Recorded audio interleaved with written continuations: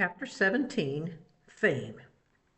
The birds soon became so famous that whenever it was known that the Popper performing penguins were to appear at any theater, the crowds would stand in line for half a mile down the street, waiting their turn to buy tickets. The other actors on the program were not always so pleased, however.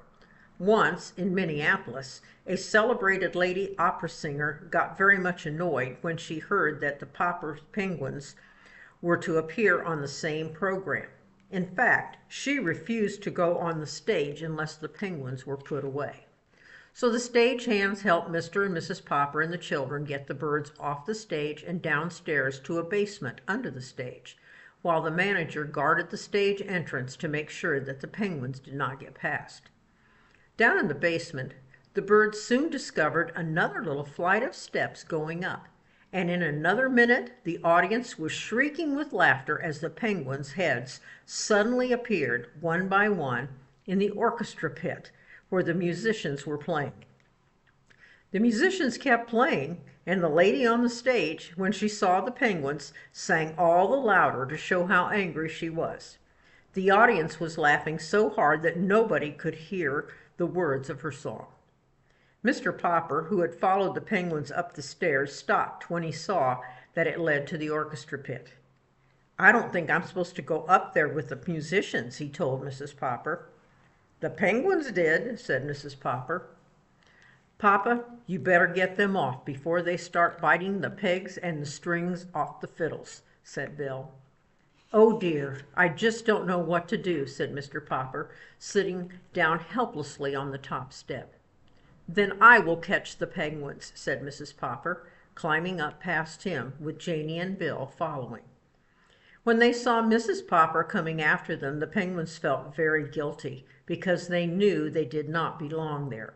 So they jumped up on the stage and ran over the footlights and hid under the singing lady's blue skirts. That stopped the singing entirely, except for one high, shrill note that had not been written in the music.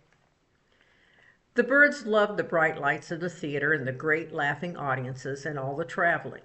There was always something new to see. From Stillwater out to the Pacific coast they traveled. It was a long way now to the little house at 432 Proudfoot Avenue, where the Poppers had had to worry about whether the money would hold out until spring. And every week they got a check for $5,000. When they were not actually playing in some theater or traveling on trains between cities, their life was spent in the larger hotels. Now and then a startled hotel keeper would object to having the birds register there. "Why, we don't even allow lap dogs in this hotel," he would say. "Yes, but do you have a rule against penguins?" Mr. Popper would ask.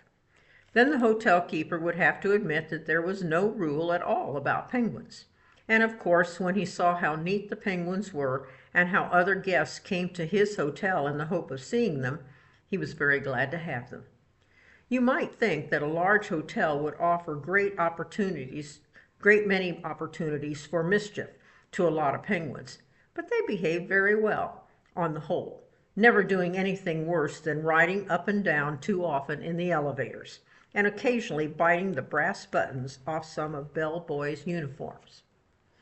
$5,000 a week may sound like a great deal of money, and yet the Poppers were far from rich. It was quite expensive to live in grand hotels and travel about town in taxicabs.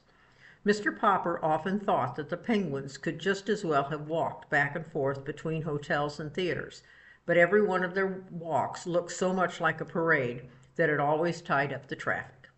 So Mr. Popper, who never liked to be a nuisance to anyone, always took taxis instead.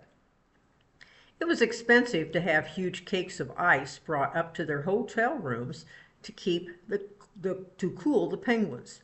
The bills in the fine restaurants where the Poppers often took their meals were often dreadfully high. Fortunately, however, the penguins' food had stopped being an expense to them. On the road, they had to give up having tank cars of live fish shipped to them because it was so hard to get deliveries on time. So they went back to feeding the birds on canned shrimp. This cost them absolutely nothing, for Mr. Popper had written a testimonial saying, "Popper's performing penguins thrive on Owen's oceanic shrimp." This statement with a picture of the 12 penguins was printed in all the leading magazines, and the Owens Oceanic Shrimp Company gave Mr. Popper an order that was good for free cans of shrimps at any grocery store anywhere in the country.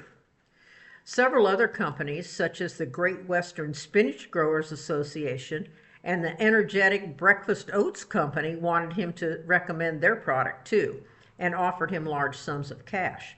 But the penguins simply refused to eat spinach or oats, and Mr. Popper was much too honest to say that they would, even though he knew the money would come in handy. From the Pacific coast, they turned east again to cross the continent. They had time enough on this brief tour to touch only the larger cities. After Minneapolis, they played Milwaukee, Chicago, Detroit, Cleveland, and Philadelphia. Wherever they went, their reputations traveled ahead of them. When early in April they reached Boston, huge crowds awaited them in the railway station. Up to now, it had not been too difficult to keep the penguins comfortable. But a warm spring wind was blowing across Boston Common, and at the hotel, Mr. Popper had to have the ice brought up to his rooms in 1,000-pound cakes. He was glad that the 10-week contract was almost up, and that the next week, when the birds were to appear in New York, was the last. Already Mr. Greenbaum was writing about a new contract. Mr. Popper was beginning to think, however, that he had better be getting back to Stillwater, for the penguins were growing irritable.